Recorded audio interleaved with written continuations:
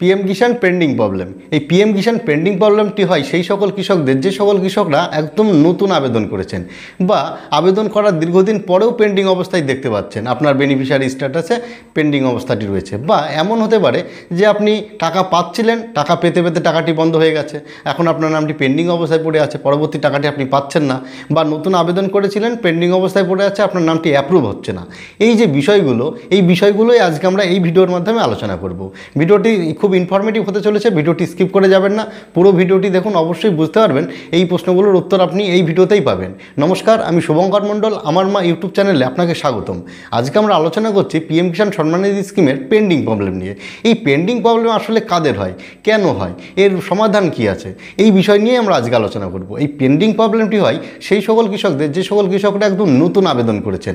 নতুন আবেদন বলতে একদম নতুন আবেদন করেছেন, 1 মাসের মধ্যে আপনার নামটি আপনি স্ট্যাটাসে দেখতে পেলেন যে sub district block level pending অবস্থায় আছে, বা দীর্ঘ অনেক দিন আবেদন করে রেখেছেন, তারপরে আপনি স্ট্যাটাসটি দেখতে যাচ্ছেন, তখন দেখলেন যে আপনার নামটি স্টেট সাব ডিস্ট্রিক্ট পেন্ডিং অবস্থায় আছে। এই যে ধাপগুলো এগুলো, এই ধাপগুলোর কারণ কি? বা কোনো ব্যক্তি যে টাকা পাচ্ছিলেন, টাকা পেতে পেতে টাকাটি বন্ধ হয়ে গেছে, তাহলে এখন আপনি কিভাবে আবার নতুন করে টাকা পেতে পারেন, সেই বিষয়ে কিন্তু আমরা আজকে জানবো। দেখুন, প্রথমেই বলে রাখি, এই পিএম কিষাণ সম্মান নিধি স্কিমটি সারা ভারতবর্ষব্যাপী পরিচালিত হয়। যেহেতু আমাদের ভারতবর্ষে 70% কৃষক এই ভারতবর্ষে রয়েছে, সেই ভারতবর্ষের কৃষকদের উন্নতির জন্য, অর্থাৎ কিষাণকে সম্মান দেওয়ার জন্যই কিন্তু এই পিএম কিষাণ সম্মান নিধি স্কিমটি নির্মিত। এখন পিএম কিষাণ সম্মান নিধি স্কিমের যেহেতু এই সারা ভারতবর্ষ জুড়ে অবস্থিত, তাই এর তো নিয়ম অনেকগুলো থাকারই কথা। একদম যখন প্রথমে এই পিএম কিষাণ সম্মান নিধি স্কিমটি শুরু হয়েছিল, তখন কিন্তু এত নিয়ম ছিল না। তখন সাধারণ কয়েকটি ডকুমেন্টস দিয়ে সাবমিট করলেই পিএম কিষাণ সম্মান নিধি স্কিমের নাম নথিভুক্ত হতো। কিন্তু এখন পিএম কিষাণ সম্মান নিধি স্কিমের অনেকগুলোই নিয়ম আছে। দেখুন, তো সেই নিয়মগুলো আমি আলোচনা করব।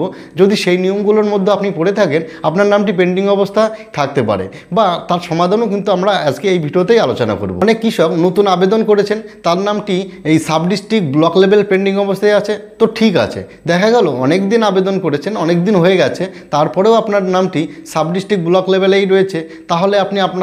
তাহলে আমি কিন্তু আপনাকে সাজেস্ট করব, আপনি আপনার ডকুমেন্টসগুলো নিয়ে, যেমন আপনার ভোটার আইডেন্টি কার্ড, আধার কার্ড, ব্যাংকের বই, জমির রেকর্ডটি, জমির দলিলটি, আপনার রেশন কার্ড, আপনার ওয়াইফের আধার কার্ড, এইগুলো ডকুমেন্টসগুলো জেরক্স করে এবং অরিজিনাল নিয়ে আপনি আপনার নিকটবর্তী কৃষি দপ্তরে যোগাযোগ করুন। তাহলে কিন্তু কী হবে, দেখা গেল আপনার নামটি, আপনি কাগজগুলো আপনি অনলাইন করে অফলাইন ফর্ম ফিল আপ করে ডকুমেন্টসগুলো অফিসে জমা করেছিলেন, যে পরবর্তী কাজটি হওয়ার কথা অফিস থেকে, সেটি হয়তো হয়নি। আপনি আরেকবার অফিসে গিয়ে যোগাযোগ করলে হয়তো আপনার এই সমস্যাটির সমাধান হতে পারে, বা আমি আশা করছি আপনার এই সমস্যাটির সমাধান হবে। এরপরে আসি, এই যে আমি বললাম আপনার ওয়াইফের আধার কার্ড লাগবে, এর কারণ কি লেগেছে, এর কারণ আমি একটু বলে রাখি। দেখুন, পিএম কিষাণ সম্মান নিধি স্কিমটি যখন একদম প্রথম শুরু হয়েছিল, তখন স্বামী স্ত্রী অর্থাৎ হাজব্যান্ড ওয়াইফ দুজনেই আবেদন করতে পারতেন, দুজনেই এই কৃষক সম্মান নিধি স্কিমের টাকাটি পেতেন। কিন্তু এখন রিসেন্ট নিয়ম অনুযায়ী স্বামী স্ত্রীর মধ্যে, হাজব্যান্ড ওয়াইফের মধ্যে যে কোনো একজন এই পিএম কিষাণ সম্মান নিধি স্কিমের আবেদনের যোগ্য। এই জন্য একজন পেলে আরেকজন পাবেন না, এই কারণেই কিন্তু এই আধার কার্ডের জেরক্স কপিটি চেয়ে নেয়। তাহলে sub district block level pending অবস্থায় থাকলে আপনি এই ডকুমেন্টসগুলো নিয়ে আপনি আপনার নিকটবর্তী কৃষি দপ্তরে যোগাযোগ করুন, অবশ্যই আপনার এই সমস্যাটির সমাধান হবে। এরপরে আসি, যে সকল কৃষকদের state sub district level pending অবস্থায় আছে, সেই সকল কৃষকরা কিভাবে সমাধান করবেন। দেখুন, এই যে পিএম কিষাণ সম্মান নিধি স্কিমটি বললাম, সারা ভারতবর্ষ জুড়ে এটি পরিচালিত হয়। তাহলে এই যে আমি প্রথমে যে ধাপটি বললাম, প্রথমে আসলো সাব ডিস্ট্রিক্ট ব্লক লেভেল, এখানে আপনার কাগজটি প্রথম জমা পড়ে, তারপরে আপনার কাগজটি অর্থাৎ কি আপনার ডকুমেন্টসগুলো যায় হচ্ছে স্টেট লেভেলে। স্টেট লেভেলে গিয়েই কিন্তু আপনার নামটি পিএম কিষাণ সম্মান নিধি স্কিমের নথিভুক্ত হয়, অ্যাপ্রুভ হয়ে যায়। তাই আমি আপনাকে সাজেস্ট করব, আপনার নামটি যদি সাব ডিস্ট্রিক্ট স্টেট লেভেলে থাকে, তাহলে বা স্টেট সাব ডিস্ট্রিক্ট লেভেলে থাকে, তাহলে আপনার নামটি একদম ওকে আছে, ভেরিফাই হয়ে গেছে, আপনার নামটি অ্যাপ্রুভ হবে, আপনার চিন্তার কোনো কারণ নেই। আচ্ছা, এবার যে সকল কৃষকদের টাকা পাচ্ছিলেন, টাকা পেতে পেতে টাকাটি বন্ধ হয়ে গেছে, টাকা পাচ্ছিলেন, টাকা পেতে পেতে বন্ধ হয়ে গেছে, তার কয়েকটি রিজন থাকে, জানেন তো কীরকম রিজন থাকে? হয়তো এরকম হতে পারে যে আপনি পিএম কিষাণ সম্মান নিধি স্কিমের কেওয়াইসিটি করেননি, বা অনেক কৃষকের এরকম থাকে যে আপনি ব্যাংক যেটি দিয়েছিলেন, সে ব্যাংকে আপনার টাকা না ঢুকে অন্য একটি ব্যাংকে আপনার টাকাটি যাচ্ছে।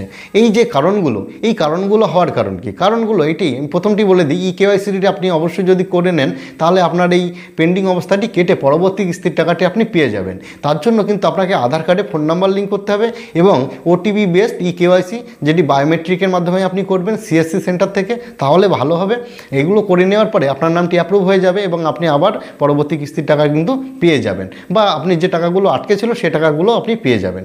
আচ্ছা, তারপরে আসে যদি আপনি বলেন যে আমি ব্যাংক একটি দিয়েছিলাম, পরবর্তীতে দেখছি আমার অন্য একটি ব্যাংকে টাকা ঢুকছে, বা আপনার নামটি ইকেওয়াইসি করা ছিল কিন্তু আপনি টাকা পাচ্ছেন না, এরকমও হতে পারে। আগে প্রথমটি বলে নিই যে ইকেওয়াইসি করা আছে কিন্তু আপনি টাকা পাচ্ছেন না, বা আপনার ব্যাংক একটি, তাহলে আমি বলবো যে আপনার ব্যাংক অ্যাকাউন্টে আধার লিঙ্কটা আপনি অবশ্যই করে নিন। যার কারণে হয়তো আধার লিঙ্ক আপনার ব্যাংক অ্যাকাউন্টে নেই, যার কারণে ডিবিটি লিঙ্কের মাধ্যমে অর্থাৎ ডাইরেক্ট বেনিফিট টু ট্রান্সফারের মাধ্যমে যে আপনি টাকাটা পাবেন সেই টাকাটি আপনার দিতে পারছে না, এই জন্যই আপনার নামটি হয়তো পেন্ডিং অবস্থায় পড়ে গেছে, ওই জন্যই আপনার টাকাটি বন্ধ হয়ে গেছে। এই রকম অবস্থাও হতে পারে।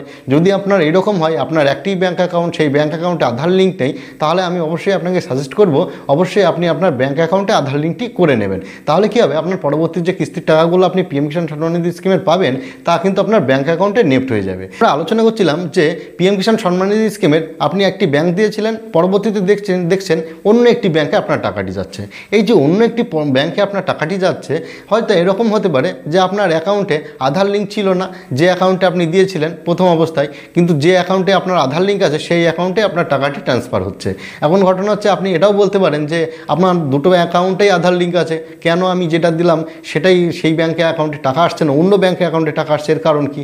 দেখুন, যখন এই নেফটের মাধ্যমে টাকাটি ছাড়ে কেন্দ্র সরকারের কোনো দপ্তর থেকে, তখন কিন্তু আপনার যে ব্যাংক অ্যাকাউন্টটিতে আগে আধার লিঙ্ক পাবে সেটিতে টাকা নেফট হয়। তাহলে আমরা বুঝলাম যে পিএম কিষাণ সম্মাননিধি স্কিমের টাকাটি এই রকমভাবে এইসব রিজনগুলোর কারণেও কিন্তু টাকাটি আটকে যায়, পেন্ডিং অবস্থায় পড়ে যায়, বা এমন হয় যে কোনো কৃষক আবেদন করেছিলেন, টাকাটি পাচ্ছিলেন, হঠাৎ করে টাকা বন্ধ হয়ে গেছে। কারণ কি? কারণ দেখা গেল বেনিফিশিয়ারি স্ট্যাটাসে তার ইনকাম ট্যাক্স ফাইল ইস্যু হয়ে আছে।